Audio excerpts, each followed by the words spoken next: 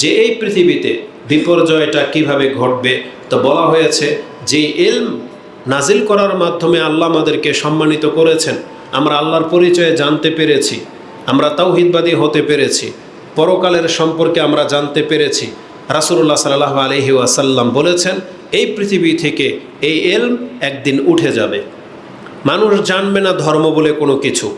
ইলম উঠে যাবে এমন পর্যায়ে যেই কোরআন লিপিবদ্ধ করা হয়েছে কাগজে, যে কোরআনের কপি আছে, এই কাগজে পর্যন্ত কোরআন লেখা থাকবে না, সাদা হয়ে যাবে। মূলত লিখা কাগজ মুছে যায়, এটা হয়তো আমরা বুঝতে পারতেছি না, কিন্তু ভবিষ্যতে হয়তো টেকনোলজি বা এমন কোনো সিস্টেম হয়তো আবিষ্কার হবে যেখানে লিখার মতো করে লেখা হবে, কিন্তু এটা আবার নিমিষেই মিটে যায়। এমনও হতে পারে যেটা হয়তো আমাদের কল্পনার বাইরে। যেমন বহু কিছু আছে যেগুলো পৃথিবীতে আবিষ্কার হবে, আমরা ধারণার বাইরে ছিল, কিন্তু যখন আবিষ্কার হয়ে গেছে তখন আমরা জানতাম না যে এরকমও কিছু হতে পারে।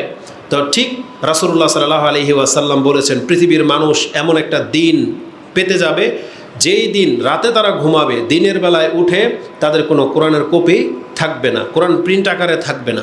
আর যাদের অন্তরে কোরআন ছিল ওই লোকগুলো তখন পৃথিবীতে থাকবে না।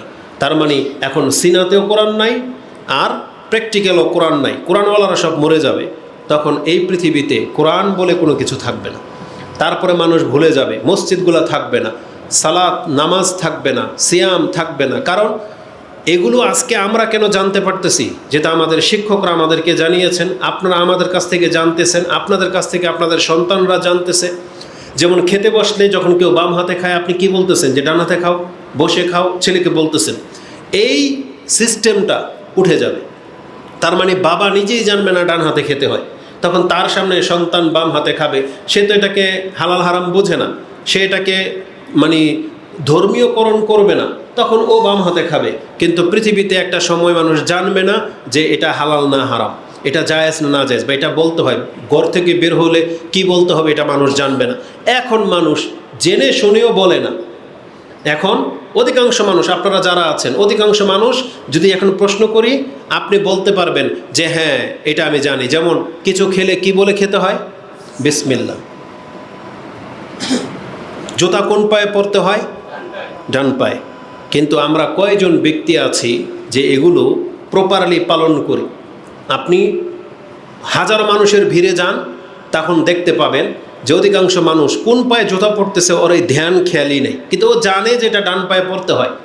বাথরুম থেকে বের হওয়ার সময় কোন পা দিয়ে বেরোতে হয় ওকে জিজ্ঞেস করেনও বলতে পারবে, কিন্তু আমল করতেছে না। তো একটা সময় আসবে সেই জ্ঞানটাই থাকবে না, এভাবে এলেম উঠে যাবে। রাসূলুল্লাহ সাল্লাল্লাহু আলাইহি ওয়াসাল্লাম থেকে এই মর্মে বেশ কিছু কথা রয়েছে যেটা আমরা গত পর্বে আলোচনা করেছি। বলা হয়েছে এলম উঠে যাবে, ওই মূর্খ লোকগুলোই পৃথিবীতে বেঁচে থাকবে বা মূর্খতাই বিরাজ করবে। এই মর্মে রাসূলুল্লাহ সাল্লাল্লাহু আলাইহি ওয়াসাল্লাম থেকে যে হাদিসগুলো আছে তার একটা হাদিস ইবনে মাজাহ এবং তিরমিজিতে রয়েছে। ইবনে মাজাহতে হাদিসটি 4048 এবং তিরমিজিতে হাদিসটি 2653-তে গত পর্বে আমরা আলোচনা করেছি। রাসূলুল্লাহ সাল্লাল্লাহু আলাইহি ওয়াসাল্লাম বলেছেন যাকা ইনদা আওয়ানি জাহাবিল ইলম। কোন একটা ঘটনা বলতে গিয়ে রাসূল বলেছেন এই যে দেখো আমাদের সমাজ থেকে এগুলো সব উঠে গেছে, আগে ছিল। যেমন আমরা কিছু গাছের উদাহরণ দিয়েছিলাম, কিছু খাদ্যের যেটা মুরব্বীরা জানে হয়তো এই জেনারেশন জানবে না। দেখবেন মাঝে মাঝে ইউটিউবে ফেসবুকে অনেকে স্ট্যাটাস দেয় একটা গাছের, ওই যে আমরা ছিটকি বানাইতাম, বলছে এটা কেউ চিনে কিনা, বা 20 শতাব্দীর আগে যারা ছিল তারা চিনে, একটা খাবার পেশ করে যেটা কেউ চিনে কিনা। যেমন আমরা জিলাপি ওই যে গাছে থেকে পেরে পেঁচানো খেতাম, ওই গাছ এখন নাই, উঠে গেছে। তো এইভাবে আপনার আশেপাশে এমন কিছু যেটা আপনি জানেন এখন আর নাই, এটা বাচ্চা বলতে পারবে না সেটা কী জিনিস। তো এইভাবে যেভাবে দেশাচার রীতিনীতি বহু কিছু উঠে যায়, যেমন বর্তমানে 20 বছরও হয় নাই ওই যে ফিতাওয়ালা টেপ রেকর্ডার, যেটা এটা যদি এখন নিয়ে আসি না, এই পিচ্ছি বলতে পারবে না যে এটা কী, এটাতে কী করে, ও বলতে পারবে না, কারণ ওর যুগ শুরু হয়েছে সিডি ক্যাসেট থেকে। কিন্তু ফিতাওয়ালা ক্যাসেট ও দেখে নাই, তখন এটা ওর কাছে মানে বিস্ময়কর মনে হবে। তো এরকম বহু কিছু উঠে গেছে। রাসূল বলেছেন যাকা ইনদা আওয়ানি জাহাবিল ইলম, এইভাবে একদিন কোরআন উঠে যাবে। আল্লাহর পক্ষ থেকে যে ইলম নাজিল করা হয়েছে সেগুলো বিলুপ্ত হয়ে যাবে, মানুষ জানবে না। তো এই হাদিসের মধ্যে রাসূলুল্লাহ সাল্লাল্লাহু আলাইহি ওয়াসাল্লাম আমাদেরকে এটাও জানিয়েছেন যে কিভাবে পৃথিবী থেকে ইলমটা উঠে যাবে, সেটা আমরা গত পর্বে আলোচনা করেছি। তাতে আছে মুখ্য দুইটা বিষয়। তার একটা হলো এলেম উঠে যাবে আলেম গায়েব হয়ে যাওয়ার মাধ্যমে। মানে এই সমাজে বা এটা বাস্তব দেখা যায়, বর্তমানে সবাই ইসলাম সম্পর্কে জানে না। ইসলাম সম্পর্কে কিছু মানুষ আছে যারা গভীরভাবে জানে, এদের মরে যাওয়া মানে ওই এলেম শেষ, উঠে যাওয়া। তার স্থলাভিষিক্ত নতুন করে কিন্তু বড় মাপের কোনো আলেম জন্ম হচ্ছে না। যেমন পূর্বে থেকে ইমাম বুখারী ধরে নেন, তার যুগ থেকে নিয়ে ইমাম বুখারী, মুসলিম, তিরমিজি, আবু দাউদ, তাদের সমমানের কোনো আলেম বর্তমানে বেঁচে আছে? নাই। তার পরবর্তী যুগে ইবনে কাসির রাহমাহুল্লাহ আসছে, ইবনুল কাইয়িম, তারপর ইবনে তাইমিয়া, বিন বাজ, শেখ সালেহ আল ওসাইমিন, এবং পৃথিবীর যে কোনো প্রান্তে এমন বহু বড় আলেমরা আছেন যাদেরকে আমরা চিনিও না। তো তারা যখন বিদায় হয়ে গেছেন, তাদের স্থলাভিষিক্ত আর কাউকে আমরা পাচ্ছি না। তারপরে আমাদের মতো ছোটরা বাকি থাকবে। তারপরে ওই লেভেলের মানুষগুলো যখন পৃথিবী বিদায় নেবে, তখন ইসলামের যতটুকু বাকি থাকবে ততটুকু উঠে যাবে। আর কিভাবে এলেম উঠে যাবে? জনসাধারণের কাছ থেকে রাসূল বলেছেন আমল করা উঠে যাবে। মানে সে জানে, যে একটু আগে উদাহরণ দিলাম, বিসমিল্লাহ বলে খেতে, এটা আপনি জানেন কিন্তু আমল করেন না। তার মানে আপনার ঘর ওই মূর্খ ঘরদের মতো, যেই ঘরের মানুষ ইসলাম পালন কিভাবে করে জানে না, আর আপনি জানেন কিন্তু আমল করেন না, তাহলে দুই ঘর সমান। ওই ঘরেরও সন্ধ্যাবেলা জানালা খোলা থাকে, আপনার ঘরেরও সন্ধ্যাবেলা জানালা খোলা থাকে। কেন? ও জানে না। আর আপনি বলেন আমি জানি, যে রাসূল বলেছেন সন্ধ্যাবেলার জানালাগুলোকে বিসমিল্লাহ বলে বন্ধ করে নিতে হয়। আপনি বলছেন আপনি জানেন কিন্তু করেন না। তাহলে জানা ব্যক্তি আর না জানা ব্যক্তির মধ্যে কোথায় মিল হলো? ওই খোলা রাখা। কারণ জানলে বন্ধ থাকতো, তার মানে আপনার এই জানা এটাকে মূর্খতার প্রমাণ করে। যারা জেনে শুনে সুদ খায়, যারা জেনে শুনে মিথ্যা বলতেছেন, যারা জেনে শুনে মানুষকে ঠকান, যারা জেনে শুনে দুর্নীতির সাথে জড়িত, তারা আপনার এই জ্ঞান যখন আপনাকে বাঁচাইতে পারলো না, তাহলে আপনি মূর্খের সমান। যেই ব্যক্তি জানে না যেটা নেশা, খেলে নেশা হয়, এটা হারাম, জানে না, খাচ্ছে, আর যে জেনে শুনে নেশা করে, তাহলে দুই ব্যক্তির এক জায়গায় গিয়ে মান সমান। সেটা কি? ওই পাপের কাজে দুইজনই অংশ নিয়েছে। তখন ইসলাম এটা বলবে না যে এটা জ্ঞানী পাপী আর এটা মূর্খ পাপী, বলা হবে দুইজনই মূর্খ। কি বলা হবে? দুইজনই মূর্খ, অজ্ঞ। কারণ জেনে শুনে মানুষ এই কাজটা করে নাকি? যেমন যারা জানে যে প্রথম কাতারের মর্যাদা বেশি, কিন্তু সে জীবনও কোনদিন প্রথম কাতারে বসে নাই, তাহলে তার মর্যাদা হলো ওই ব্যক্তির মতো যে কেন পেছনে বসে, ও জানে না প্রথম কাতারের মর্যাদা কি। তাহলে আপনার জেনে শুনে আপনার এই জ্ঞান আপনাকে মর্যাদা দিতে পারলো না, তাহলে আপনিও অজ্ঞদের মধ্যে অন্তর্ভুক্ত হয়ে যাবেন। এটা ইসলামের একটা নীতিমালা। তো রাসূল বলেছেন জানাশোনা ব্যক্তিরা শুধু জানবে কিন্তু আমল করবে না, এইভাবে একদিন পৃথিবী থেকে এলেম উঠে যাবে। যেমন আমার মনে আছে, আজ থেকে প্রায় 25 বছর আগে আমাদের সমাজের কোনো একজন মুসল্লিকে আমি দেখেছি, তার টাকনার উপরে, স্কুলের ছাত্র ছিল, স্কুলের। তখনকার সে কি আহলে হাদিস ছিল না জামাত ইসলামের ছিল জানি না, কিন্তু কেন যেন সন্দেহ, মানে মনে হচ্ছে তখন সে জামাত ইসলামের কেউ ছিল, অথবা সে আহলে হাদিস হয়েছে কিন্তু আমরা জানতাম না। তার প্যান্ট টাকনার উপরে ছিল, একজন ইয়ং বয়সের ছেলে, স্কুলে পড়ে, এবং তাকে আমি নামাজের মধ্যে আঙ্গুলও হিলাইতে দেখেছি। আজ থেকে 25 বছর আগে আমাদের হানাফি সমাজের একটা মসজিদের কথা বলতেছি। তখন আমি 5 ওয়াক্ত নামাজও পড়ি না, হয়তো কৌতূহলী পোলাপান মানুষ। তো হুজুরকে গিয়ে জিজ্ঞেস করলাম, আমার কাছে নতুন লাগছে যে এই আঙ্গুলকে হিলাই কেন? তো ইমাম বলল যে এটারও প্রমাণ আছে, এটা আছে হাদিসে। তখনকার আজ থেকে 25 বছর আগের এক হানাফি হুজুরের কথা, যে বলতেছে আঙ্গুল হিলানোটা এটাও আছে।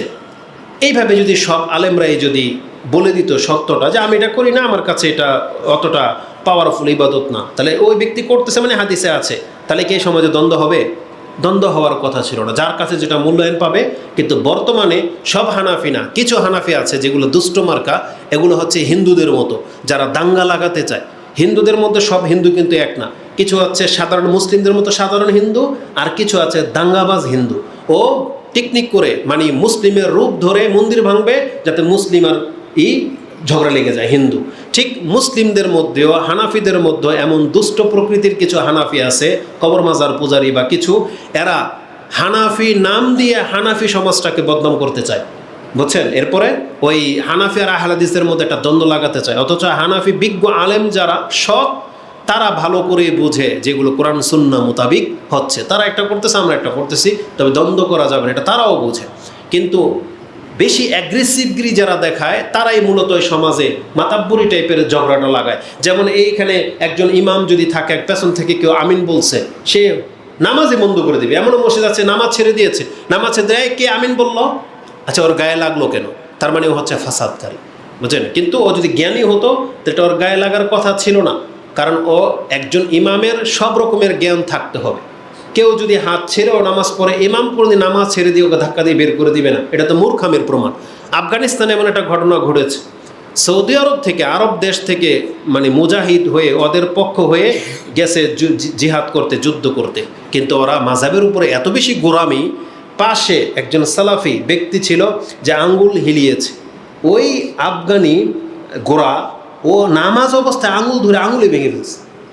বোঝেন অবস্থা? অথচ এ গেছে ওদেরকে সাপোর্ট করতে মুজাহিদ সেজে, কিন্তু অজ্ঞতা মানুষকে কত নিচে নামিয়ে দেয়, নামাজে আঙুলে ভেঙে ফেলছে। কত রাগ হলে মানুষ এমনটা করতে পারে। তালাকুল্লি হাল। তো 25 বছর আগে যখন দেখলাম যে টাকনার উপর প্যান্ট আবার আঙুল হিলায়, কেন এই কথাটা বলতেছি এখানে? তখন ওই ওর আমলটা কিন্তু একটা অ্যাডভার্টাইজ, ও যেটা করেছে ওর থেকে আমি একটা কিছু শিখলাম যে এমন কিছু একটা আমল আছে। এখন আপনি মসজিদে ঢুকলেন, মাগরিবের সময় ঢুকলেন, এসে দেখেন যারাই আসতেছে বসে যাচ্ছে, যারাই আসতেছে বসে যাচ্ছে। কোরআন হাদিসের কথায় কি আছে? হাদিসের মধ্যে আছে বাইনা আজানাইনে সালাতুন, 2 আজানের মাঝে নামাজ আছে, লিমান শাহ, যেই ব্যক্তি চায় পড়তে পারে, এটা হাদিসে আছে। আরব দেশে এখনই। আর ওই হাদিস, ইযা দাখালা আহাদুকুমুল মসজিদ ফালা ইয়াজলিস হাত্তা ইউসাল্লিয়া রাকাতাইন, যেই কোনো ব্যক্তি মসজিদে ঢুকবে 2 রাকাত সালাত আদায় না করে সেজন্য না বসে, এগুলো হাদিসের কিতাবাদের মধ্যে আছে। এখন আপনি জানেন কিন্তু আমল করলেন না। যারা এই যে কোরআন সুন্নাহর অনুসারী হচ্ছেন তারা জানেন, কিন্তু হানাফিদের ভয়ে বা এলাকার মসজিদের তিরস্কারের কারণে বা কোনো একটা কারণে আপনি নামাজ পড়লেন না, এসে তাদের মতো করে বসে গেলেন।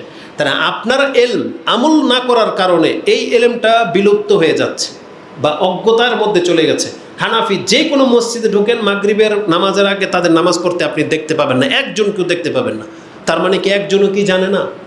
জানে হয়তো, কিন্তু মানে না, কারণ তাদের অভ্যাসরত তারা এই কাজটা করতেছে। তার মানে বুঝাইতে চাইলাম, এলেম থাকা এক জিনিস, যদি আমল না থাকে তখন ওই জানাশোনা এলেমটা বিলুপ্ত হয়ে যায়, সে সমাজ থেকে বিলুপ্ত হয়ে যাবে। তো এইভাবে এলেম উঠে যাবে পৃথিবী থেকে। এইভাবে ইসলাম সুন্নাগুলা কিন্তু উঠে গেছে। অনেকে আছে সুন্না জেনে শুনে সেটা করেন না, তখন আপনার এই জানাশোনা সুন্নাটা এই সমাজ থেকে গায়েব হয়ে গেছে। এই জন্য রাসূল বলেছেন, মান আহিয়া সুন্নতি ফাকাদে আহাব্বানি, যেই ব্যক্তি আমার সুন্নাটাকে জীবিত করলো সেই ব্যক্তি মূলত আমাকে ভালোবাসে। ওমান আহিয়া সুন্নতি ফাকাদে আহাব্বানি ওমান আহাব্বানি কানা মাই ফিল জান্নাহ, আর যে আমাকে ভালোবাসে সে আমার সাথে জান্নাতে থাকবে। কথায় কথায় হাদিসটা বলে দিয়েছি, তবে জেনে নেন এই হাদিসের মান হচ্ছে দুর্বল। হাদিসটা একেবারে যদি তাহকিক করা হয়, নেওয়া হয়, সব মতগুলো তাহলে হাসান পর্যন্ত পৌঁছবে, গ্রহণযোগ্যতায় পৌঁছবে। তার মানে হাদিসের মানটা মূলত দুর্বল, এই হাদিসের যে লেভেলটা আছে। কিন্তু আরেকটা হাদিস আছে যেটা একেবারেই সহি না, একেবারেই সহি না। সেটা কি?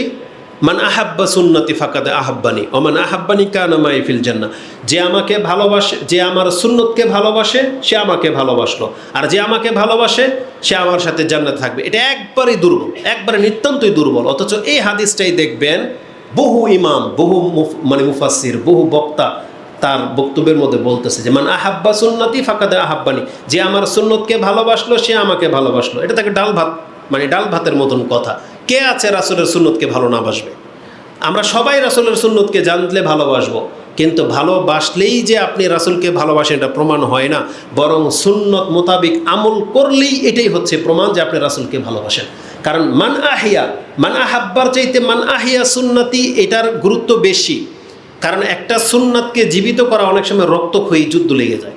একটা মহল্লা থেকে একজন ব্যক্তিকে মসজিদ থেকে বের করে দেয় শুধু একটা সুন্নতকে আদায় করার কারণে। এজন্য সুন্নতের ভালোবাসা ওইটা হাদিস সঠিক নয়, বরং মান আহিয়া সুন্নতি, যে আমার সুন্নতটাকে জীবিত করলো এ মূলত আমাকে ভালোবাসে, এইটা প্রাধান্যযোগ্য হাদিস। যদিও হাদিসের মান অতটা স্ট্রং না, তবে গ্রহণযোগ্যতার মধ্যে আসলে এটা আসতে পারে, এটা বলে দিলাম। তো যেই ব্যক্তি জানেন কিন্তু আমল করেন না, তার মানে জেনে নেন আপনার মর্যাদা হলো ওই ব্যক্তির মতো যে ব্যক্তি জানে না। যেমন আপনি দাঁড়িয়ে আছেন এমন জায়গায় আপনার পায়ের নিচে ময়লা, পায়খানা, আপনি পাড়া দিয়ে দাঁড়িয়ে আছেন। অনেক সময় হয় কিনা, আমাদের ব্যক্তি জীবনে বহুবার হয়েছে, রাস্তাঘাটে চলতে গেলে আপনি না জেনে শুনে ময়লায় পাড়া দিয়ে ফেলেছেন। এখন একজন দেখেছে, দেখে এসে বলতে তোমার পায়ে ময়লা লাগছে। এখন ও যদি বলে কথা যে আমি জানি, কি বলবেন আপনি? একজন ব্যক্তি জেনে শুনে কোনো দিন পায়খানার মধ্যে পাড়া দেবে? হয় আপনি বলবেন লোকটা জানতো না, নাহলে পাগল। কারণ পাগল ছাড়া এই কাজটা কেউ করে। যেমন ইলেকট্রিসিটি, কারেন্ট, হাই ভোল্টেজ, ওই সেটা ধরলো। কে ধরতে পারে? দুইজন ব্যক্তি ধরতে পারে, হয় যে জানে না, আর না হয় সে পাগল নির্বোধন। বাচ্চা ধরতে পারে, বাচ্চা জানে না যেটা মধ্যে কারেন্ট লাগলে কি হয়, এটা বাচ্চা জানে না, এটা পাগল জানে না এটা ধরলে কি হবে। আর ওই ব্যক্তি জানে না, যেই ব্যক্তি ভাবতেই পারে না যে এখানে কারেন্ট কিসের কোত্থেকে আসলো, সে এটা তার ভেবে ধরেছে আর লটকে গেল।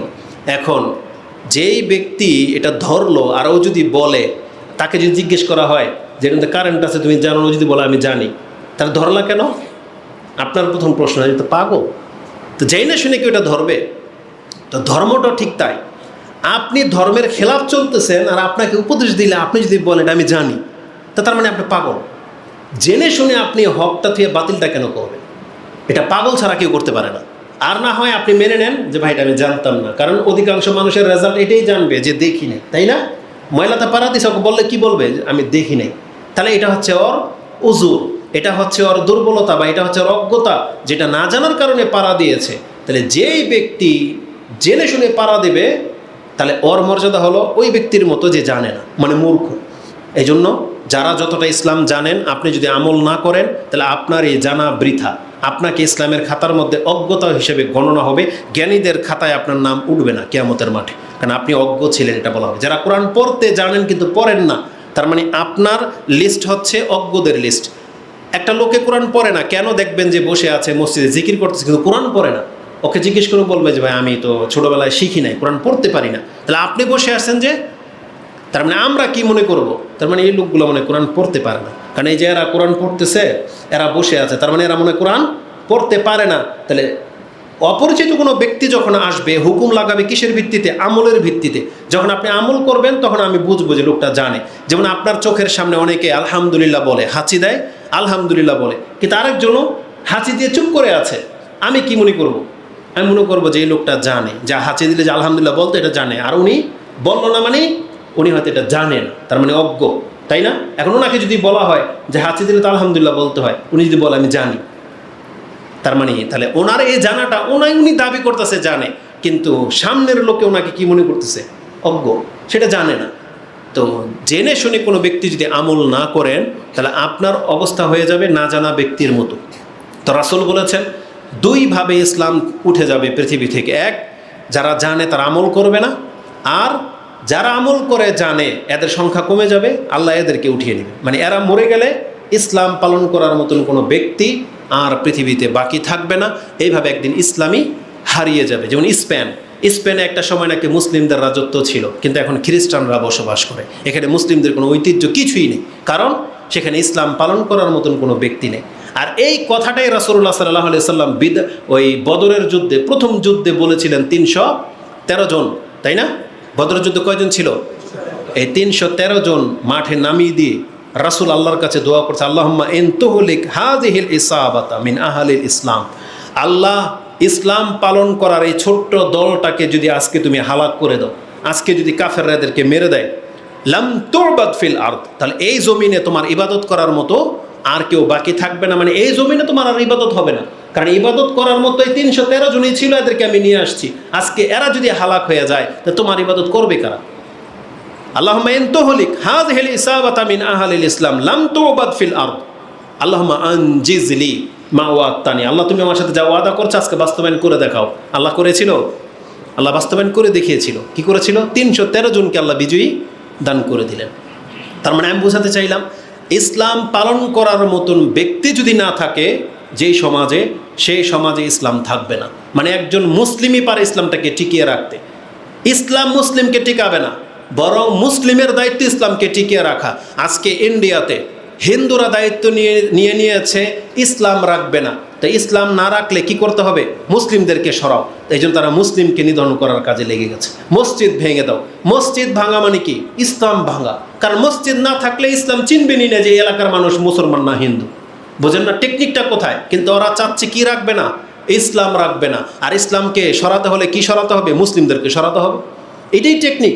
আর আমরা যদি এখন এর বিপক্ষে বলি, আমরা চাই বাংলাদেশে ইসলাম টিকে থাকুক, তাহলে কাদেরকে টিকে থাকতে হবে? মুসলিমদেরকে টিকে থাকতে হবে, ইসলাম পালনকারীদেরকে টিকে থাকতে হবে। আজকে ইসলাম, কোরআন এবং সুন্নাহকে যদি আপনি টিকাতে চান আপনার সমাজে, আপনার মসজিদে, তাহলে আপনাকে কোরআন সুন্নাহ মোতাবেক আমলকারী হয়ে যেতে হবে।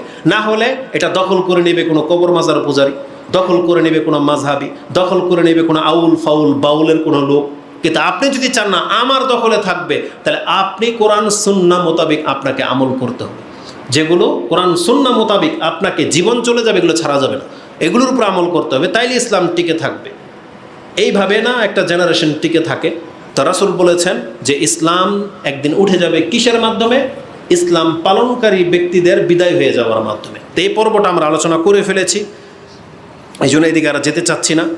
এই হাদিসের মধ্যে সাহাবা একরাম, সাহাবী আরেকটা কথা বলেছেন, তোমরা যদি চাও যে পৃথিবী থেকে কিভাবে এলেমটা উঠে যাবে, একটা নিদর্শন তোমাদেরকে দেখিয়ে দিতে পারি যে কোন জিনিসটা এখন আমাদের কাছ থেকে উঠে যাচ্ছে।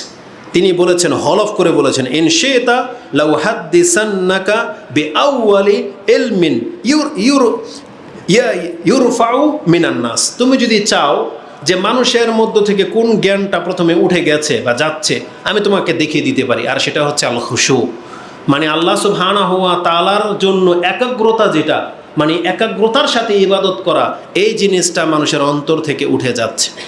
এটা আজ থেকে 1400 বছর আগের কথা, একজন সাহাবীর উক্তি যে তুমি এখন, রাসূল তো নাই, রাসূল চলে যাওয়ার পরে আবু বকর নাই, ওমর নাই, ওসমান নাই, আলী নাই, তারা বিদায় হয়ে গেছে। তো এইভাবে গণ্যমান্য ব্যক্তিরা যখন বিদায় হয়ে যাচ্ছে, তৎকালীন সময়ের মুসলিমদের চরিত্র কেমন হয়ে যাচ্ছে ওইটাকে তুলে ধরতে গিয়ে একজন সাহাবী কথাটা বলেছিল যে তুমি যদি চাও আমি তোমাকে দেখাতে পারি যে মানুষের মধ্য থেকে এলেম কিভাবে যে উঠে যাবে।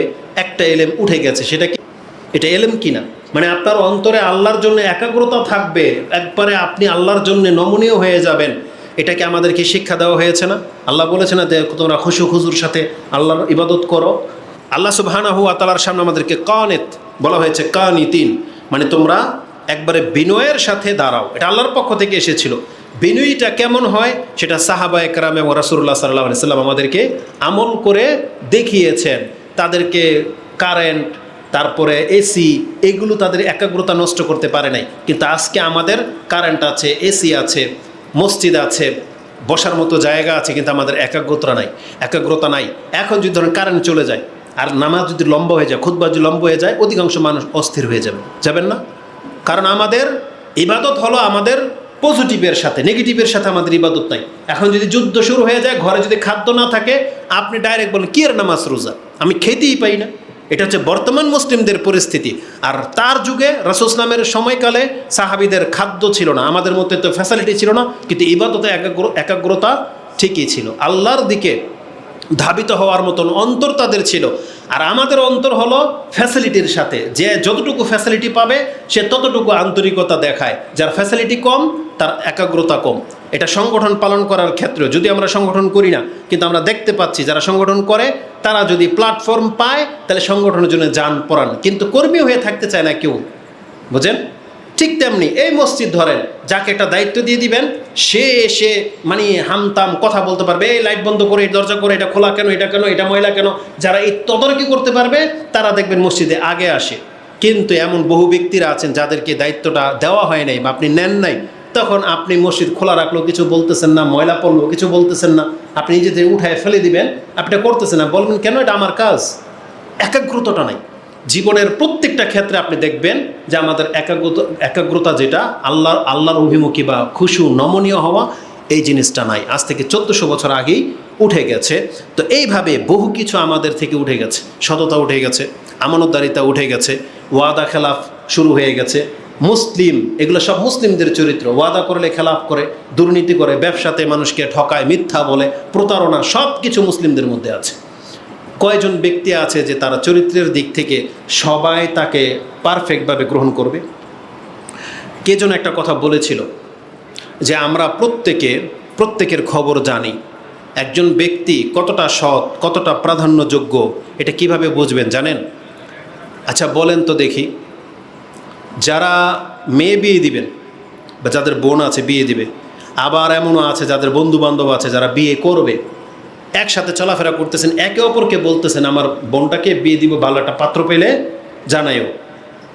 বাবা বলতেছে কাউকে, তার চাচা, তার ভাইকে, বন্ধুকে, যে আমার মেয়ে আছে, একটা পাত্র দেখো, খুঁজে পাও কিনা, ভালো একটা সন্ধান দিও। অথচ যার কাছে বলা হচ্ছে তার নিজেরও ছেলে আছে, তাই না?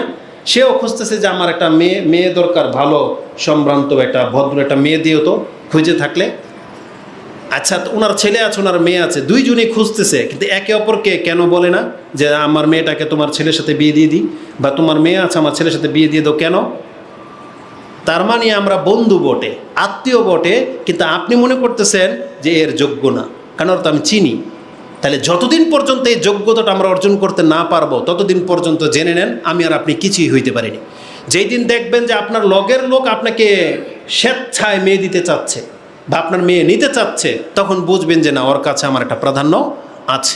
কিন্তু আমাদের কার মধ্যে সেই চরিত্র আছে? অধিকাংশদের মধ্যে ঘাটতি, নাহলে লোভ। কেন আমাকে পছন্দ করা হচ্ছে না? কারণ হয় আমার মধ্যে ঘাটতি আছে, আর না হলে সে যেটা চাচ্ছে সেটা আমার কাছে নাই। এই দুইটা জিনিস মানুষের সম্পর্ককে দূরে ঠেলে দিয়েছে। কি? এক, লোভ, আমার বেশি পাওয়ার আশা, আর না হয় ঘাটতি। হয় আমার মধ্যে ঘাটতি আছে, যার ফলে সে স্বেচ্ছায় আমাকে দিতে চাচ্ছে না। তাহলে আমাদের অধিকাংশ মুসলিমদের চরিত্রের মধ্যে এই জিনিসটা আপনি পাবেন। হয় আপনি যোগ্য, কিন্তু আপনাকে কেন দিবে না? কারণ আপনার নাই। কি নাই? অর্থ সম্পত্তি নেই, কারণ তার বেশি দরকার। আর না হয় আপনাকে কেন দিচ্ছে না? আপনার সম্পত্তি আছে বা আপনি যোগ্য, তার মানে আপনার চরিত্রের মধ্যে ঘাটতি আছে, যেটা সে পছন্দ করে না। তো এটা হচ্ছে আমাদের অবস্থা। তো মুসলিমদের চরিত্র এমন হয়ে গেছে যে কেউ কাউকে, নাহলে ওমর রাদিয়াল্লাহু তাআলার মতন ব্যক্তি তার মেয়েকে প্রথম ডাইরেক্ট আবু বকরকে বলতেছে, আবু বকর তুমি আমার মেয়েটাকে বিয়ে করো। আবু বকর কোনো জবাব দেয় না, গেছে ওমরের কাছে। না, ওমর রাদিয়াল্লাহু তাআলা নিজেই কাকে বলেছিলেন প্রথম? সম্ভবত ওসমান রাদিয়াল্লাহু তাআলাকে বলছে, ওসমান তুমি আমার মেয়েটাকে বিয়ে করো। তখন বলছে না, আমি বিয়ে করব না। আবু বকর রাদিয়াল্লাহুর কাছে বলছে যে তুমি বিয়ে করো, তখন বলছে, একবারে চুপ ছিল। ওমর রাদিয়াল্লাহু তাআলা তিনি বলতেছেন, আমি ওসমানকে যখন বললাম আমার মেয়েটাকে বিয়ে করো, ওসমান কি তখন বউ আছে না নাই? ওসমানের স্ত্রী আছে। তার মানে বলবেন যে সে তো পয়সাওয়ালা ছিল, এই জন্য হয়তো ওমর রাদিয়াল্লাহু তাআলা সেদে গেছে। এই জন্য তারা হচ্ছেন চরিত্রবানদের মধ্যে গ্রেট, সবচেয়ে উচ্চ চরিত্রের লোক। এই জন্যে ওমর রাদিয়াল্লাহু তাআলা সরাসরি রাসূলকে তার সাহস পাবে না এ কথা বলতে গিয়ে। ওমরকে যোগ্য মনে করেছেন, ওমরকে বলেছেন। আবু বকরকে যোগ্য মনে করেছেন নাকি এটা ভেবেছেন এই বুড়ার কাছে আমার মেয়ে বিয়ে দিব? 7 বছরের বড় হচ্ছে আবু বকর ওমরের চাইতে, বা 4 বছরের বড়, কিন্তু গিয়েছেন। ওমর রাদিয়াল্লাহু তাআলা বলেন, আবু বকর, যেই দিন আমি ওসমানকে বলেছিলাম তুমি আমার মেয়েকে বিয়ে করো, ওসমান না করে দিয়েছে, আমার কোনো কষ্ট লাগে নাই। কিন্তু যেই দিন তোমাকে বলেছিলাম আবু বকর তুমি বিয়ে করো, তুমি একটা জবাবও দেও নাই, হ্যাঁ না কিছু একটা বলতা, তখন আবু বকর রাদিয়াল্লাহু তাআলা অন্তরে দেখেন গিরা লাগিয়ে রাখলে চলবে না। মূল কারণটা আবু বকর বললেন যে যেই দিন হাফসা রাদিয়াল্লাহু তাআলা আনহা বিধবা হয়েছেন বা তালাকপ্রাপ্ত হয়েছেন, রাসূল আমাকে জিজ্ঞেস করেছিল যে হাফসার কি ইদ্যত পুরা হয়েছে কিনা। তো যেহেতু আমাকে জিজ্ঞেস করেছে, তখন আমি এটা বুঝে গেছি হয়তো রাসূলের ইচ্ছা আছে, রাসূলের ইচ্ছা আছে। তখন থেকে আমি নিয়ত করে নিয়েছি যদি রাসূল না করে তখন আমি করব। এই জন্য আমি হাও বলতে পারতেছিলাম না, নাও বলতে পারতেছিলাম না। আর রাসূল বলেছেন ওসমান যাকে বিয়ে করবে সে হাফসার চাইতে উত্তম, আর হাফসাকে যে বিয়ে করবে সে ওসমানের চাইতে উত্তম। বলেন তো ঘটনাটা কি? ওসমান কাকে বিয়ে করেছিল? ওসমান বিয়ে করেছিল পরবর্তীতে রাসূল সাল্লাল্লাহু আলাইহি ওয়াসাল্লামের আরেক মেয়েকে। তাহলে সে হাফসার চাইতে উত্তম কিনা? রাসূলের মেয়ে। আর হাফসাকে কে বিয়ে করেছিল? রাসূলুল্লাহ সাল্লাল্লাহু আলাইহি ওয়াসাল্লাম নিজেই। এই জন্য বলেছেন হাফসাকে যে বিয়ে করবে সে ওসমানের চাইতে উত্তম। বুঝেন? কিন্তু ওমর রাদিয়াল্লাহু কি ভাবতে পেরেছিল যে আমার মেয়েকে রাসূল বিয়ে করবে? কিন্তু তিনি আবু বকর ওসমানকে গিয়ে করেছেন। আমি কেন এই কথাটা বললাম? আমাদের মধ্যে যত শেখদের সাথে সম্পর্ক আছে, আপনি একজনকেও পাবেন না যে কোনো শেখকে গিয়ে অফার করেছে আপনি আমার মেয়েকে বিয়ে করেন। কেন? হয় তারা সৎ কিন্তু আমরা লোভী, আমরা আরও বেটার কিছু চাচ্ছি, বুঝছেন? আর না হয় তাদের মধ্যে এমন ঘাটতি আছে যে আমরা হয়তো এমন শেখ সেজে গেছি, কিন্তু আপনারা জানেন আমাদের সম্পর্কে যে এর মধ্যে এই ঘাটতি আছে, এই জন্য দিচ্ছেন না। তা আমি যেটা বোঝাতে চেয়েছি, মূল কনসেপ্টটা হলো আমাদের মুসলিমদের মধ্যে সব রকমের ঘাটতি চলে আসছে, যেটা হলো কিয়ামতের একটা আলামত। যে রাসূল বলেছেন কিয়ামত, পৃথিবীর কিয়ামত হওয়ার পূর্বে মুসলিমদের মধ্যে এই অবক্ষয়গুলো দেখা দিবে, এলেম উঠে যাবে, মূর্খতা বিরাজ করবে। এটা ছিল গত বক্তব্যের একটা ধারাবাহিকতা। এটা বলতে গিয়েই তো অনেকখানি সময় চলে গেল। তো এইভাবে যে বিপর্যয়গুলো দেখা দেবে, আজকে সে আরেকটা বিপর্যয়ের কথা আপনার কাছে উল্লেখ করি। এই হাদিসের মধ্যে এই কথাটাও আছে যে বলেছিল না খুশু উঠে যাবে। তারপর তিনি বলেছেন ইউশিকু আন তাদখুলা মসজিদা জামাআতিন, আমার ভয় হয়, আমার কথার সত্যতা প্রমাণ করতে গেলে চলো তুমি আর আমি এখন কোনো একটা জামা মসজিদের মধ্যে যাই। এটা হচ্ছে মসজিদুল জামে, মানে এখানে জামাত হয়, এই যে জুমার খুতবা হচ্ছে। আমরা এমন একটা জামা মসজিদে ঢুকি, গিয়ে তুমি দেখতে পাবে ফালা তারা ফিহি রাজুলান খাশিয়ান, আল্লাহর ভয়ে একজন ব্যক্তি আল্লাহর ভয়ে নামাজে দাঁড়িয়ে আছে বা নামাজে তার আল্লাহর ভয়টা প্রকাশ পাচ্ছে, তুমি একজন ব্যক্তিকেও হয়তো পাবে না। এটা আজ থেকে 1400 বছর আগে একজন সাহাবী বলতেছেন যে মসজিদগুলোতে ঢুকলে এখন কেউ আল্লাহর ভয়ে নামাজ পড়তেছে এরকম ব্যক্তি পাওয়া খুব মুশকিল আছে। তাই এটা যদি আজ থেকে 1300 বছর আগের ইতিহাস হয়, এই 1300 বছরে আমাদের চরিত্র কতটা নিচে নেমে গেছে আপনি বলেন। এই জন্য আমরা দাবি করতে পারি হ্যাঁ আমরা আল্লাহকে ভয় করি, আমরা ইসলাম পালন করি, এটা দাবি মাত্র, কিন্তু আমাদের তল্লাশি চালানো হলে বাস্তবিকই দেখা যাবে যে আমাদের মধ্যে ইসলামের বহু কিছুর ঘাটতি রয়েছে। তো এইভাবে মানুষের অন্তর থেকে ইসলাম একদিন উঠে যাবে। যেহেতু মসজিদ ভিত্তিক কথাটা আসছে আর আমাকে জানানো হয়েছে যে এই মসজিদটা আজ থেকে 2-3 বছর হয়েছে, তাই না? কিন্তু এই মসজিদ সম্পর্কে আপনাদের তেমন কোনো তৎপরতা নাই। আজকে হয়তো জুমার দিন সেই জন্য হয়তো এসেছেন, কিন্তু আশেপাশে যারা হয়তো আসতে সক্ষম খোঁজ খবর নিতে পারেন, এসে বসতে পারেন, একটু কথাবার্তা আলোচনা করতে পারেন যে 1 রাকাত নামাজ পড়ে আসি, দিনী ভাইদের সাথে একটু দেখা সাক্ষাৎ কথা বলে আসি, মসজিদে কি লাগবে একটু খোঁজ খবর নিয়ে আসি, কিভাবে তারা চলে, কী রকমের বাধা বিঘ্ন আসতেছে, এগুলো নিয়ে একটু আমরা আলোচনা করি। কেউ করেছেন? আমার তো মনে হয় না। এটা শুধু এই মসজিদ কেন্দ্রিক না, বাংলার জমিনের এমন শত মসজিদে আমরা গিয়েছি দাওয়াতির কাজে, দেখেছি যে বহু মসজিদ আছে অনাবাদ হয়ে গেছে। আবাদ বলতে আপনি কি বুঝান?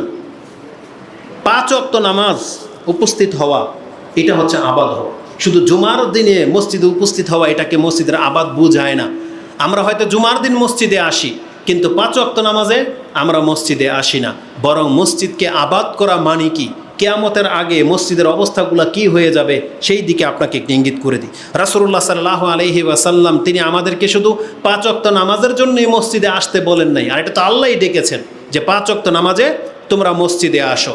কিন্তু এই মসজিদগুলো শুধু নামাজের জন্য বানানো হয় নাই, কারণ আল্লাহ সুবহানাহু ওয়া তাআলা যদি মসজিদকে শুধু নামাজের জন্য বানাতেন তাহলে মসজিদে এসে নামাজ পড়লে ওই 27 গুণ নেকি সেটা নিয়ে ফেরত যেতেন।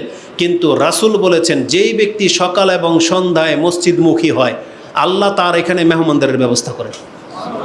তারপরে বলা হয়েছে যেই ব্যক্তি সকাল সন্ধ্যায় মসজিদ দিকে হেঁটে আসে তার প্রত্যেক কদমে তার মর্যাদা বৃদ্ধি পায় এবং তার গুনাহ খাতা ঝরে যায়। এটা হচ্ছে মসজিদের সাথে লেগে থাকার মর্যাদা। এটা শুধু নামাজের সাথে খাস না, মসজিদের সাথে সম্পর্ক।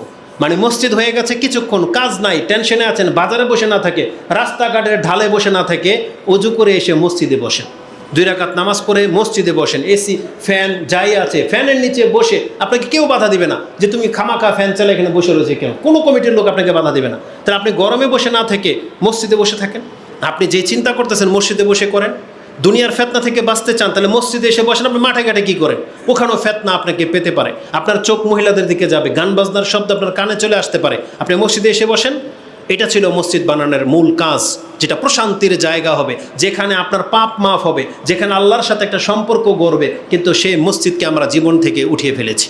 রাসূলুল্লাহ সাল্লাল্লাহু আলাইহি ওয়াসাল্লাম কি শিক্ষা দিয়েছেন, মসজিদকে কেন নির্মাণ করা হয়েছে, একটা ফজিলতপূর্ণ হাদিস যেটা ইমাম মুসলিম কোট করেছেন জিকিরের অধ্যায়ের 15 নম্বর পর্বে আপনি পেয়ে যাবেন।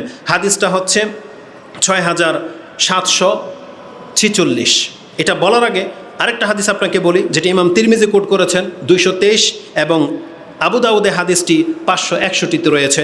রাসূলুল্লাহ সাল্লাল্লাহু আলাইহি সাল্লাম বলেছেন বাশশিরিল মাশশাঈন, তোমরা সুসংবাদ দিয়ে দাও ওই সমস্ত পদাচারীদেরকে যারা হেঁটে মসজিদের দিকে আসে। বাশশিরিল মাশশাঈনা ফি যুলাম ইলাল মাসাজিদ, যারা অন্ধকারের সময় মসজিদের দিকে হেঁটে আসে অন্ধকার হওয়া সত্ত্বেও তাদেরকে সুসংবাদ দিয়ে দাও বিনূরি তাম্মি ইয়াউমাল কিয়ামা, কিয়ামতের মাঠে তাকে পরিপূর্ণ নূর দান করা হবে। তার মানে সবাই যেখানে অন্ধকার থাকবে, কিন্তু অন্ধকারে দুনিয়াতে যারা মসজিদের দিকে হেঁটে আসছে আল্লাহ কিয়ামতের জান্নাতের পথের আলো এটা আল্লাহ তার ব্যবস্থা করে দিবেন। এটা মসজিদের সাথে সম্পর্ক রাখার কারণে হয়েছে, যেটা আবু দাউদ এবং তিরমিজিতে আপনার কাছে কোট করা হলো। তার মানে মসজিদে শুধু নামাজের জন্য না, যখন তখন আপনি মসজিদের দিকে আসার চেষ্টা করবেন। মসজিদে এসে কী জন্য আপনি কি করবেন? রাসূল বলেছেন ওমাজতামা কওমান ফি বাইতিম মিন বুয়ুতিল্লাহ, কোন সমাজের কোন লোক যদি আল্লাহর ঘরগুলোর মধ্য থেকে কোনো একটা ঘরে এসে জমায়েত হয়, মসজিদে 4-5 জন মিলে এসে মসজিদে ঢুকলো এবং বসলো, কি করবে তারা? ইয়াতলুনা কিতাবাল্লাহ, তারা আল্লাহর কালাম পাঠ করবে। যেমন এই যে জুমার দিন আগে ভাগে আসেন, এখানে কোরআন রাখা থাকবে। আরব দেশে গেলে এখনও দেখতে পাবেন কোরআন, বসে বসে কোরআন পড়েন সবাই সবার মতো করে। আর না হয় এমন 4-5 জন আসছে যারা কোরআন পড়তে জানেন না, তাহলে এমন একজন ব্যক্তি তাদেরকে নিয়ে কোরআনের দার্স চলবে, জুমার আগ পর্যন্ত চলতে থাকুক। রাসূল বলেছেন ইয়াতলুনা কিতাবাল্লাহি ওয়া ইয়াতাদারাসুনাহু বাইনাহুম, এবং একে অপরকে তাদরিস করবে, মানে কোরআন শিখবে এবং শিখাবে। এই কাজগুলোর জন্য হচ্ছে মসজিদ। এত করে কি হবে? ইল্লা নাজালাত আলাইহিমুস সাকিনা, আল্লাহর পক্ষ থেকে তাদের উপরে প্রশান্তি নাজিল হয়। ওয়া গাশিয়াতহুমুর রাহমা, রহমতের ফেরেশতা তাদেরকে ঘিরে নেয়।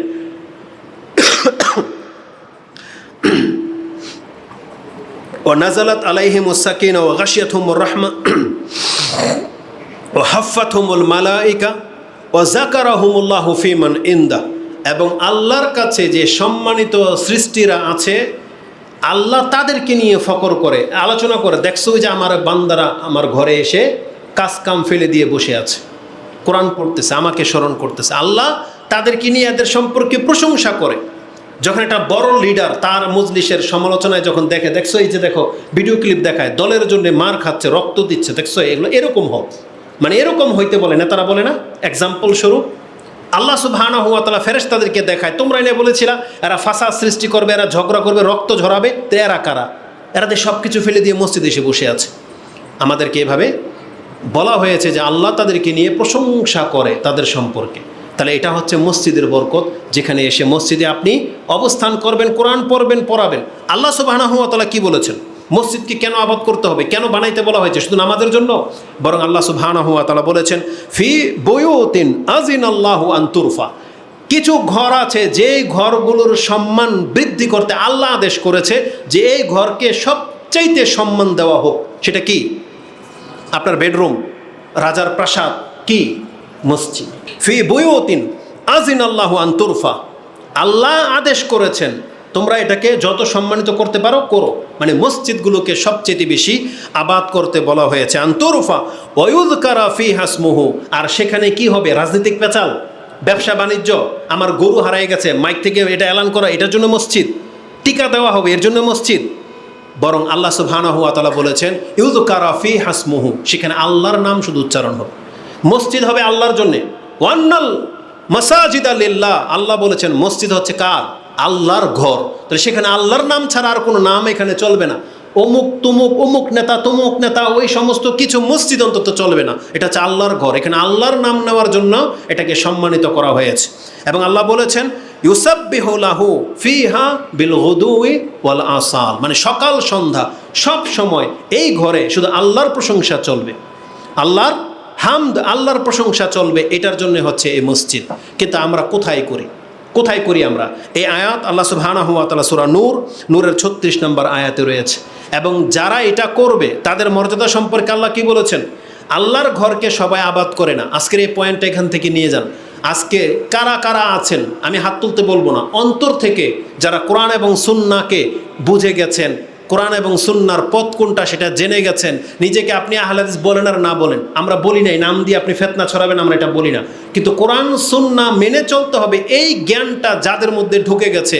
আপনি বলেন তো, আমরা আপনারা যেভাবে আল্লাহকে চিনতে পেরেছি যে আল্লাহ একজন, আল্লাহ শিরককারীকে পছন্দ করে না, শিরককারীকে আল্লাহ কোনোদিন ক্ষমা করবে না, এগুলো আল্লাহর শিরক। মাজার ভক্ত লোকেরা যা করে আমরা তা করি না, আমরা যা করি সব আল্লাহর জন্য করি। যার এই জ্ঞানটা ঢুকে গেছে, আপনি বলেন তো দেখি, একজন মাজার ভক্ত ব্যক্তি, একজন পীর খানকা ওয়ালা ব্যক্তি, তারা সে কি করে? তার মাজারকে দেখেন তো কি করেছে?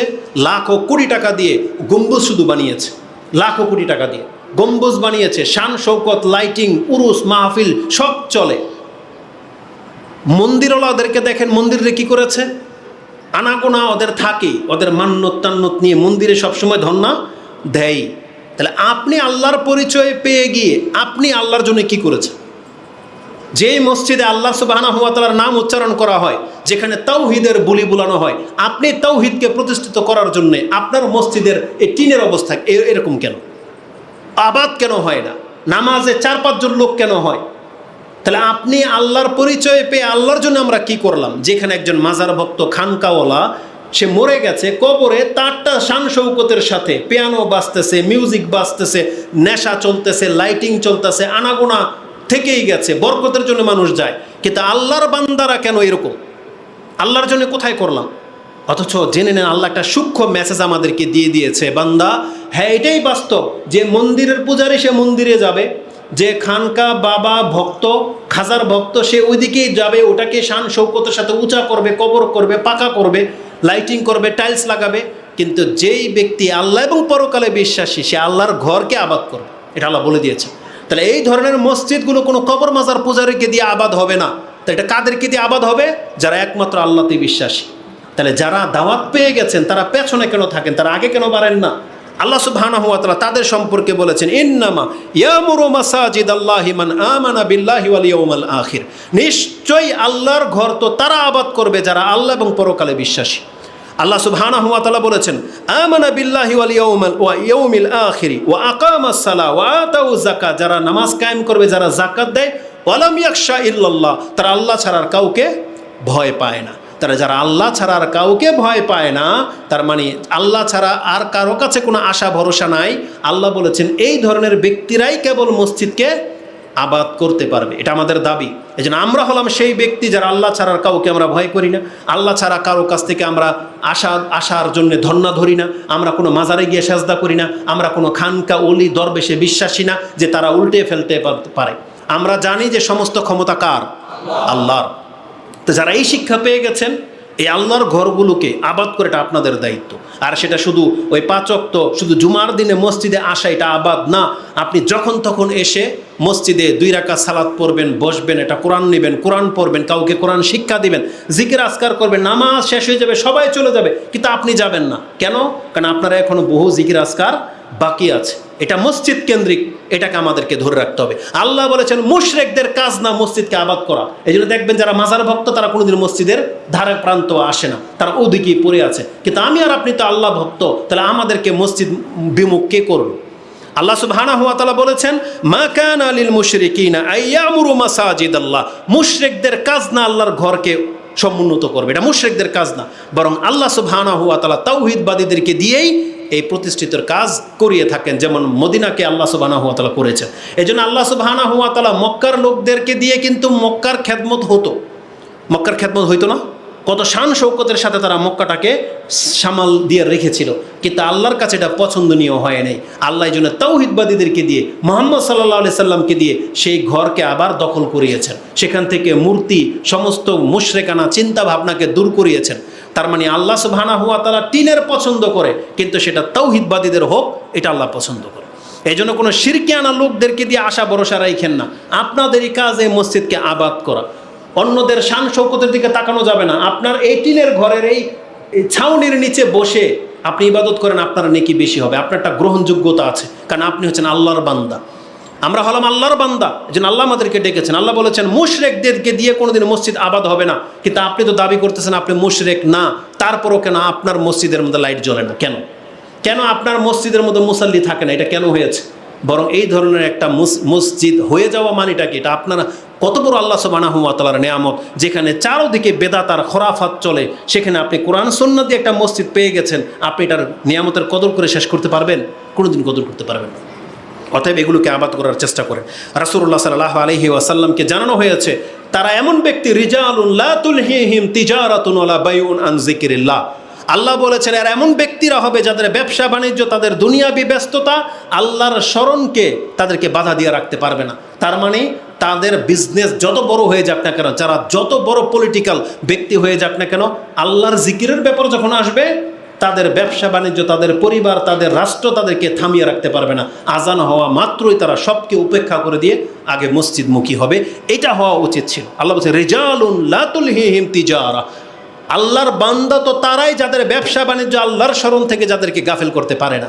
কিন্তু আজকে আমাদের চরিত্র কি হয়ে গেছে? আজকে আমরা কোরআন সুন্নাহওয়ালা হওয়া সত্ত্বেও অন্যদের মতো আমরা দুনিয়াবি সমস্ত কাজে ব্যস্ত, শুধু আল্লাহর জিকিরের ক্ষেত্রে আমাদের উদাসীন। আজান হয়ে যাওয়ার পরেও জামাত ছুটে যায়, তারপর আপনার মসজিদের দিকে মন টানে না। কেন এমনটা হয়েছে?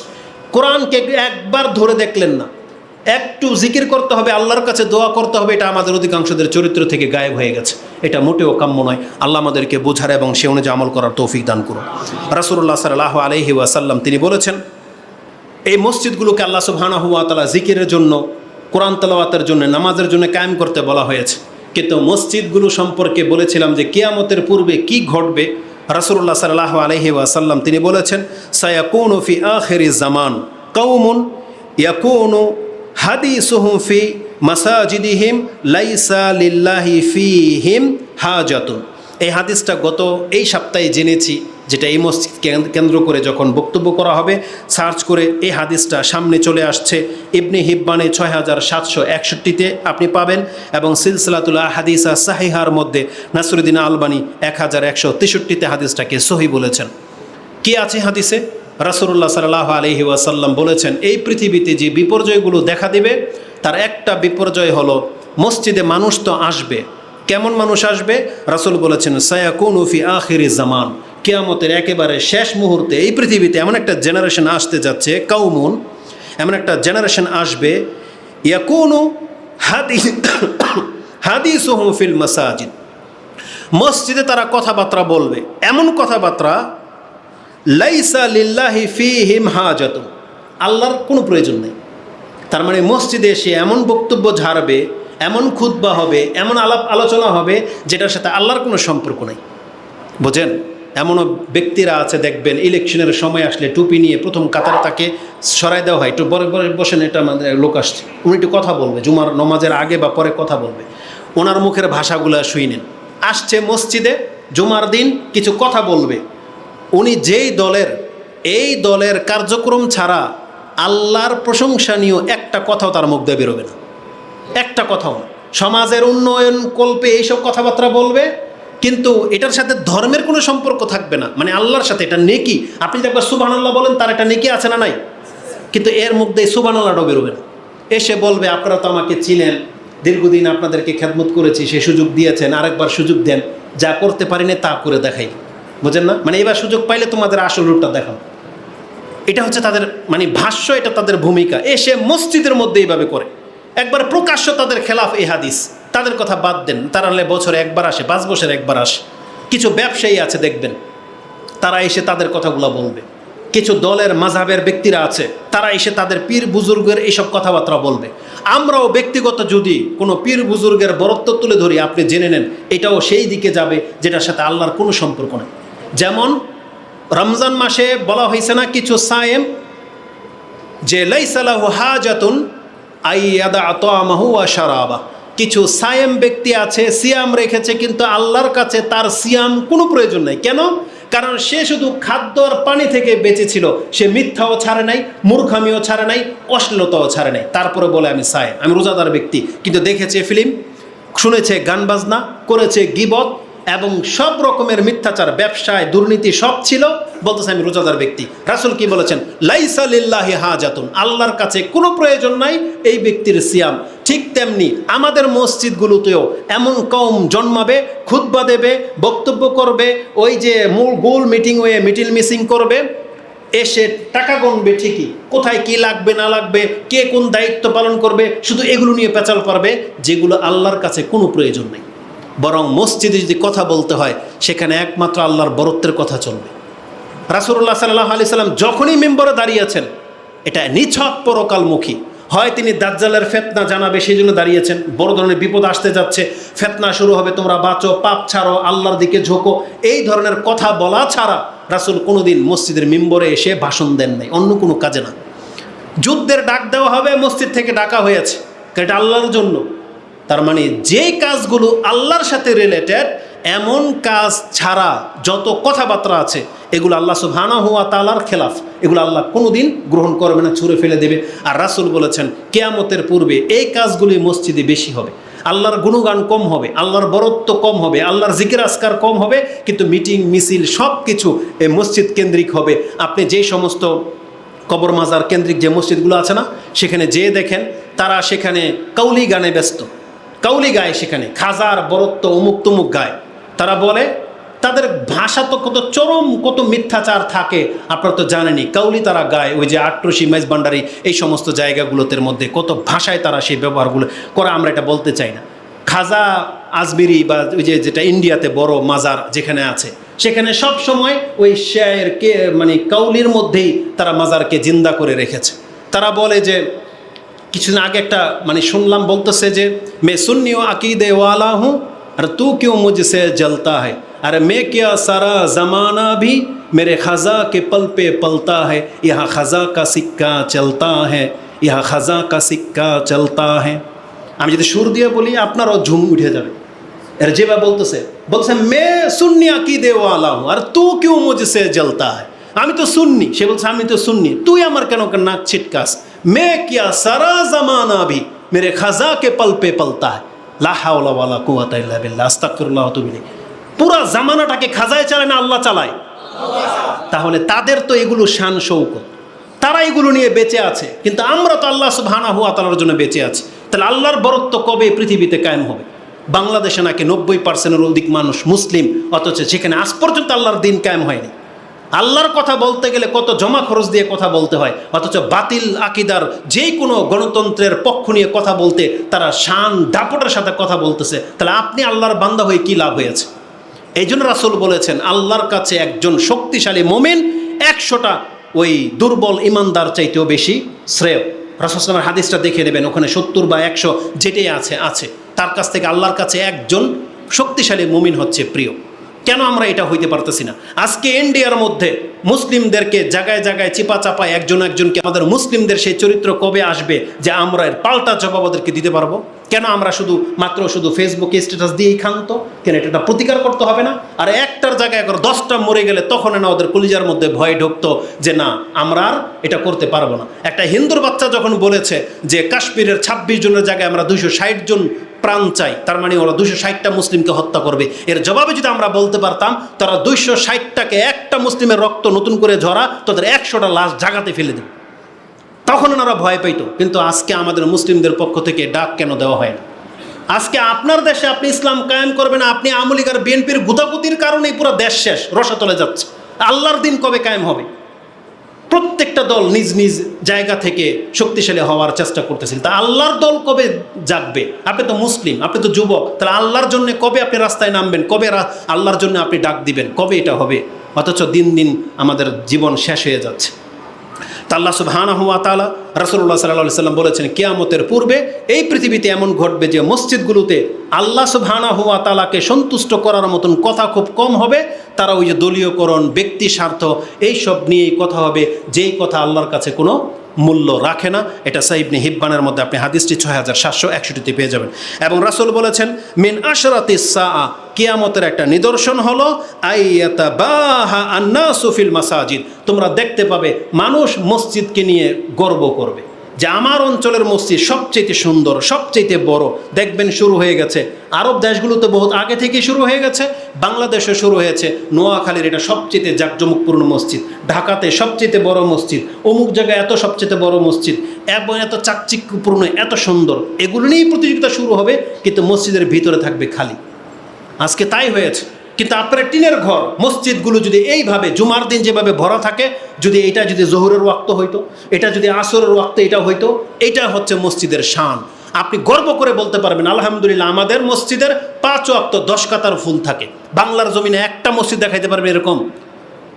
বাজারের মসজিদ ছাড়া, যেগুলো বেশি লোকালয় হয়, সেগুলো ছাড়া আপনি গ্রামগঞ্জের একটা মসজিদও পাবেন না যেটাতে 5 ওয়াক্ত 5 কাতার পুরা হয় না। এটা হওয়া উচিত না। এই জন্য মসজিদের আবাদ মানে হলো মসজিদের মুসাল্লি সংখ্যা বাড়া, মসজিদে কোরআন তেলাওয়াত হওয়া, মসজিদে মক্তব চালু করা, মসজিদে আল্লাহ সুবহানাহু ওয়া তাআলার জন্য খাস করা। সেখানে আল্লাহ ছাড়া আর কোনো ব্যক্তির ঘোষণা সেখানে চলবে না, একমাত্র আল্লাহর কথা চলবে। এটা হলো মসজিদকে আবাদ করা। কিন্তু রাসূল বলেছেন, মিন আশরাতিস সা আইয়াতাবাহা আন-নাসু ফিল মাসাজিদ, মানুষ শুধু মসজিদকে নিয়ে গর্ব করবে, ফখর করবে, চাকচিক্যপূর্ণ করবে, কিন্তু তারা মসজিদে মুখী হবে না, মসজিদে নামাজের জন্য তারা আসবে না।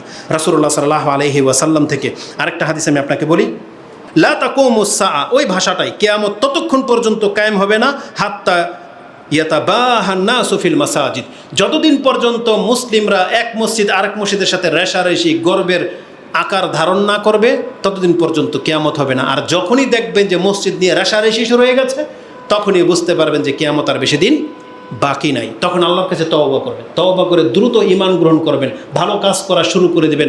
যখন দেখবেন যে মুসলিমের মধ্যে দ্বন্দ্ব দেখা দিয়েছে, তখন বুঝবেন যে কিয়ামত আর বেশি দিন বাকি নাই। তার আগেই যেন আমি আর আপনি আল্লাহমুখী হতে পারি, আমাদের কর্ম করে সেই রাস্তাটা করে নিতে হবে।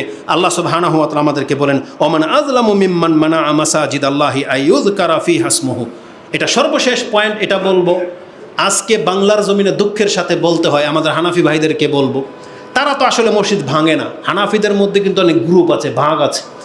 মাযহাবটা হয়তো হানাফি, কিন্তু ল্যাংটার মেলাতে যায় যে ল্যাংটা, যেটা এটা কোন মাযহাবের লোক বলেন? ল্যাংটা কোন মাযহাবের? হানাফি। দেওয়ানবাগি কোন মাযহাবের? হানাফি। আটরশি, মাইজবান্ডারি, চরমনাই, তাবলিগ সবই হানাফি। কবর মাজার পূজার রেজবি, বেরুলবি, কারা কোন মাযহাবের লোক? হানাফি। তো এখন রেজবি, কবর মাজার পূজার যদি কোনো অপরাধ করে, এখন আমরা যদি বলি হানাফিরা করছে, নিঃসন্দেহে হানাফি আলেমদের খারাপ লাগবে। কারণ তারা বলবে আমাদের সাথে এটা কেন জড়ানো হইল, কারণ আমরা তো এগুলো করি নাই, আমরা তো এটা খেলাফ, তাই না? কিন্তু মাযহাবটা তো হানাফির। এখন আমরা বলতে গেলে রেজবি নাম নিয়ে তো বলতে পারি না। আমরা যখন হানাফি বলি তখন তাদের গায়েও লাগে। তবে আমরা যথাসাধ্য চেষ্টা করব হানাফি আলেমদেরকে আঘাতমূলক কথা না বলে সহনশীল ভাষা বলবো। আমরা হানাফি না বলে দেওয়ানবাগি বলবো, হানাফি না বলে আমরা রেজবি বলবো, আটরশি মাইজবান্ডের ল্যাংটাই বলবো। তাহলে হতে পারে আমাদের সম্প্রীতিটা ঠিক থাকবে, আমরা আঘাতমূলক কোনো কথা বলবো না। তবে আমাদের হানাফি সমাজের আলেমদের এটা রিকোয়েস্ট, তারাও তাদের জায়গা থেকে এটাকে কনসেপ্ট ক্লিয়ার করতে হবে যে আমরা আহলে সুন্নাহ ওয়াল জামাতের লোক, আহলে হাদিসের খেলাফ আমরা না। তারা যেটা করতেছে কোরআন সুন্নাহ মোতাবেক করতেছে, মসজিদ ভাঙার সাথে আমাদের কোনো সম্পর্ক নাই। তারা যদি এই বিবৃতিটা দিয়ে দেয় তাহলে আমরা কিন্তু তাদেরকে দেখে নিতাম। কিন্তু হানাফির কিছু বড় বড় আলেম আছে, তারা উস্কিয়ে দেয় ওই আমিন বলা নিয়ে, রফিলে দেন করা নিয়ে। তারা তাদের মিম্বর থেকে বলে দেয় যারা আমিন বলবে এরা গলা ধাক্কা দিয়ে বের করে দিবেন। এটা কি কোনো মাইজবান্ডারি বলেছিল? এটা কোনো দেওয়ানবাগে বলেছে? এটা হানাফির কিবারুল উলামা যারা, তারা বলেছে। বাইতুল মুকাররমের মসজিদের মতো জায়গা থেকে, মিম্বর থেকে যদি বলা হয় যারা সৌদি আরবে গিয়ে কামলাগিরি করতে গেছে নিয়ে আসছে আমিন, যদি এটা বাইতুল মুকাররমের মতন মসজিদের ইমাম যদি এরকম ব্যঙ্গ করে বলে, সেই জাতির কাছে কি ইসলাম সেফ? তাহলে সেই জাতির কাছে কোরআন সুন্নাহ কত দূরে যে নিক্ষিপ্ত হবে আপনি টেরই পাবেন না। মূল ইন্ধনদাতা তারাই। মসজিদ ভেঙে দিয়ে বলতেছে মিলে মসজিদই বিলে ছিল না, বুঝেন? বলছে মিথ্যা বলতেছে, আলেমরা মিথ্যা বলতেছে, এরা জঙ্গি। এনে মসজিদই ছিল না, কই মসজিদ ভেঙে ফেলছে। সুবহানাল্লাহ। এতগুলো রেকর্ডিং, জেল জন্ত একটা প্রমাণ, ডাইরেক্ট যদি এভাবে মিথ্যা বলে, আর আমরা যদি এখন বলি যে হানাফি হুজুররা মিথ্যা কয়, তখন আপনারা আবার খেপে যাইবেন যে হানাফি হুজুররা তখন খেপে যাবে কি যে এরা আমাদের সম্পর্কে মিথ্যাচার করে। অথচ আপনার দলের লোকেরাই তো মিথ্যাচার করলো, প্রকাশ্যে একটা মসজিদ ভেঙে দিয়ে বলতেছে এখানে নাকি মসজিদই ছিল না। আরে আমিন বললে গলা ধাক্কা দিয়ে বের করে দেবেন মানে কি অতি ইহুদি নাকি? বরং রাসূল তো বলেছে আমিন শুনলে ইহুদিদের গা জ্বলে। তা আপনার গা জ্বলে কেন? তার মানে বোঝা যাচ্ছে যে ইহুদিদের নেচারটা আপনার মধ্যে আছে। এটাই না প্রমাণ হয়? তো এই জন্য আমরা আক্রমণাত্মক বক্তব্য দেব না। আমরা আমাদের মুসলিম ভাইদেরকে বলতে চাই, বাংলাদেশে এখন একটা ক্রিটিক্যাল পর্যায়ে আছে। এখন মার খেলে আহলে হাদিসরা শুধু মার খাবে না, আল্লাহ কিন্তু আপনাকে ছেড়ে দিবে না। আর মার খেলে শুধু হানাফি মার খাবে না এমন না, আমরা কিন্তু বাদ পড়বো না। আল্লাহর পক্ষ থেকে মার আসলে কিন্তু আমাদের সবার উপরে মার আসবে। ইন্ডিয়া যদি ষড়যন্ত্র করে বাংলাদেশকে নিয়ে, এটা কি আর আহলে হাদিস আর হানাফি দেখা করবে নাকি বাংলাদেশ হিসাবে করবে? এই জন্য আমাদের মুসলিমদের দাড়ি টুপিওয়ালাদের উচিত হচ্ছে এখন এক হয়ে যাওয়া, এইসব বিষয় নিয়ে এখন আর কাউকে বাধা বিঘ্ন না ঘটানো। বরং আমরা চাই আমাদের রাষ্ট্রে দাড়ি টুপিওয়ালা কোরআন সুন্নাহওয়ালা কেউ একটা ক্ষমতায় আসুক। এটা চান কি চান না? আমরা এটাই চাই। আল্লাহ তুমি কবুল করো, এটা আমরা চাই। সে কোন ঘরানার এটা আমরা দেখবো না। আমরা এখন, আমি বলি এটা আমার ওপিনিয়ন, আমাদের বড়রা এটা কীভাবে নেবে নেক, কিন্তু এটা আমার ওপিনিয়ন। আমি যেটা মনে করি যে হানাফিও তো বড় বড় আলেমরা আছে, তারা কেন ক্ষমতাটা দখল করে নিচ্ছে না কেন? কিসের ইলেকশন? ডাইরেক্টলি ক্ষমতাতে দখল করতে হবে যে এবার রাষ্ট্র চলবে দাড়ি টুপিওয়ালাদের মাধ্যমে। এটাই তো হওয়া উচিত। আমরা তাদের সাথে আছি, তারা যাক না, আমরা জীবনে কোনোদিন তাদের খেলাফ দাঁড়াবো না যদি তারা ক্ষমতায় চলে আসে। এই জন্য আমরা বলবো বিজ্ঞ আলেমদেরকে এগিয়ে আসতে, আমরা তাদের সাথে আছি, তারা আগে ক্ষমতায় বসুক। এটাই হতে হবে ভবিষ্যতের প্ল্যান। এটা না হইলে কিন্তু আমরা সবাই লাঞ্ছিত হব। কারণ আল্লাহর কাছে কি জবাব দেবেন কিয়ামতের মাঠে? আপনি বলবেন যে আল্লাহ আমি বিএনপি আমলে অমুক তমুক গণতন্ত্রের জন্য প্রাণ দিয়েছি, রক্ত দিয়েছি, এটা বলবেন? আর এটা বললে কি আল্লাহ আপনাকে ছাড়বে? তাহলে আপনি মুসলিম হিসেবে আপনি কোন দল করেন এটা আমার দেখার বিষয় না। আমি আপনাকে মুসলিম ভাই হিসেবে শুধু নসিহা করব, কিয়ামতের মাঠে যখন আপনি আল্লাহর সামনে দাঁড়াবেন, আপনাকে তো আল্লাহ বলবে তুমি তোমার নাজাতের জন্য কি করেছো, একটা কিছু পেশ করো। তখন যাতে আপনি বলতে পারেন যে আল্লাহ আমি জমিনে নিরুপায় ছিলাম, অসহায় ছিলাম, ছোট্ট একটা ব্যক্তি ছিলাম, তবে ওই জায়গায় এই হক কথাটা বলার ছিল, তোমার দিন কায়েমের জন্য এই কাজটা করা উচিত ছিল, আমি আল্লাহ এতটুকু করেছি। আমার ক্ষমতাই ছিল না আল্লাহ, তারপর আমি এই দলগুলোর সাথে জড়াই নেই। আপনি জানেন এই কথাটা আমার না, এটা হাদিসে আছে।